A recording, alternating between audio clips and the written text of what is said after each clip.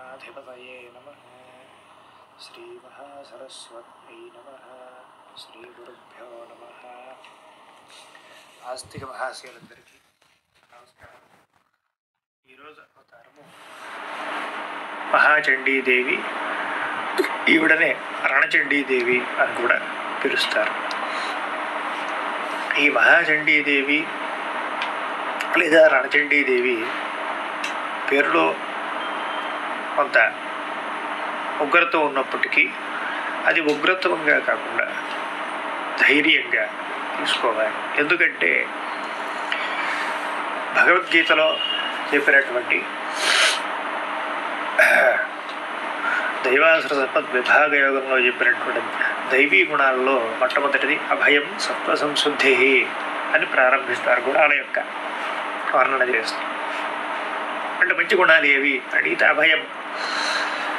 అలాగే రామాయణంలో శ్రీరామచంద్రమూర్తి కూడా అభయం సర్వభూతేభ్యో తథామ్యే వ్రతం మమ అని అంటారు. నేను అందరికీ అభయాన్ని ఇస్తాను, చివరికి నా శత్రువు అయినా సరే అంటారు. అంటే ఏమిటి? అభయం అనేటటువంటిది ఒక దైవీ గుణము. ఈ దైవీ గుణములలో భయానికి చోట లేదు. భయం ఎవరికి కలుగుతుంది? ఆ భయం ఎవరికి కలుగుతుంది? చాలా క్లియర్గా చెప్పారు. ఆ భయం భక్తులకి, భయం ఆ భక్తులు కాని వారికి. ఈ రణచండీ అవతారం ప్రతినిత్యము మనలో ఉండేటటువంటిది, మనతో జరిగేటటువంటిది. ఒక పని చేద్దాం అనుకుంటే ఒక ఆలోచనలు మనకి తరంగాలుగా సముద్రంలో అలల వలె, కెరటాల వలె మనకు వస్తూ ఉంటాయి. అయితే అన్నీ మనకి గుర్తుండవు. గుర్తున్నా మనం కొన్ని చేయలేము. అయితే ఏది చెయ్యాలి, ఏది చెయ్యకూడదు అనే దానికి ఏం చెప్పారంటే తస్మాత్ శాస్త్రం ప్రమాణంతే కార్యాకార్య వ్యవస్థితౌ అని శ్లోకపాదం. అంటే ఏది చెయ్యాలి, ఏది చెయ్యకూడదు అనేటటువంటి ప్రశ్న నీకు వచ్చినప్పుడు శాస్త్రాన్ని నువ్వు అనుసరించు, శాస్త్రవాక్యాన్ని అనుసరించండి. శాస్త్రవాక్యం మరి మాకు తెలియదండి అంటే నీకు ఏది మంచో ఏది కాదో, ఏది చేస్తే నువ్వు బాగుంటావో, ఏది చేస్తే బాగుండవో, ఇదంతా నీ మనస్సులో జరిగే సంఘర్షణని ఈ రణచండీ రూపం నియంత్రిస్తుంది. నియంత్రించి ఏం చేస్తుంది? చివరికి మనలో ఉండేటటువంటి బుద్ధికి కలిగినటువంటి వికారాల్ని, దేహానికి మనం ఆపాదించుకున్నటువంటి వికారాల్ని పారద్రోలి వాటితో యుద్ధం చేసి మనకి అంతిమంగా మంచిదానికి మంచి నిర్ణయం మనకి బయటకు వచ్చేటట్టుగా ఎట్లాగైతే చేస్తుందో, అలాగే చేస్తుందో అదే యుద్ధం అంటే. యుద్ధం అంటే నీకు కంటికి కనిపించేది మాత్రమే మనకి కాదు. రోజు మనం తెలియకుండానే మనకి జరుగుతూ ఉన్నది. అందుకనే మనకి భావోద్వేగాలు కలుగుతూ ఉంటాయి. భయమని, శోకమని, ఆనందమని, ఆహ్లాదమని.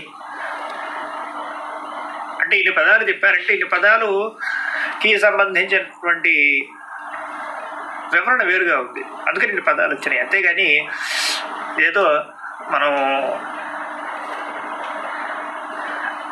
ఎలాగంటే ఊరికే వరుసగా మాటలు చెప్పడానికి కాకుండా ఏది ఎప్పుడు ఎక్కడ వాడాలో అది అప్పుడు అక్కడ వాడాలి. అది తెలుసుకునేటటువంటి సామర్థ్యము, సమర్థత ఈ రణచండీదేవి ఆరాధనలో కలుగుతుంది. భౌతికంగా మనం చూస్తే భూభాగం అంతా కూడా రాజ్యాలుగా విభజించబడింది. ఈ విభజించబడినప్పుడు తన రాజ్యంతో కొంతమంది తాము సంతృప్తి పడకుండా పక్క రాజ్యాలని కూడా మనం స్వాధీనం చేసుకుందాం అనేటువంటి ఆలోచనతో యుద్ధాలను చేసేవాళ్ళు.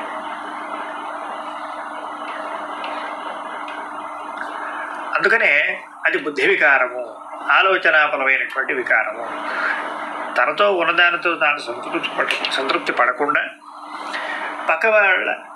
పక్కవాడి దాన్ని కూడా పక్కవాళ్ళ యొక్క భూభాగాన్ని కూడా తన రాజ్యంలో కలిపేసుకుందాం అనేటటువంటి ఆలోచనతో యుద్ధాలు చేసేవాళ్ళు అప్పట్లో.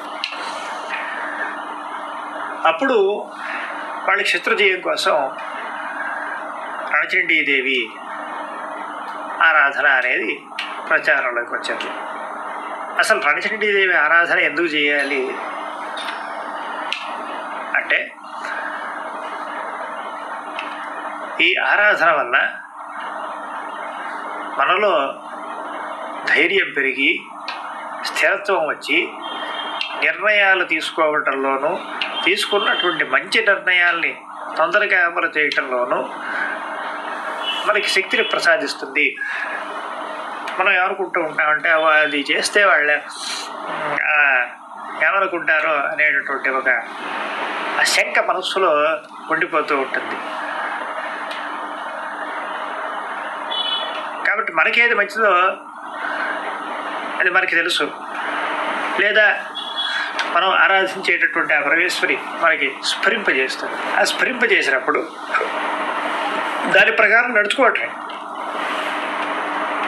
అయితే అందరూ ఈ మార్పు వచ్చేటప్పటికి చాలామంది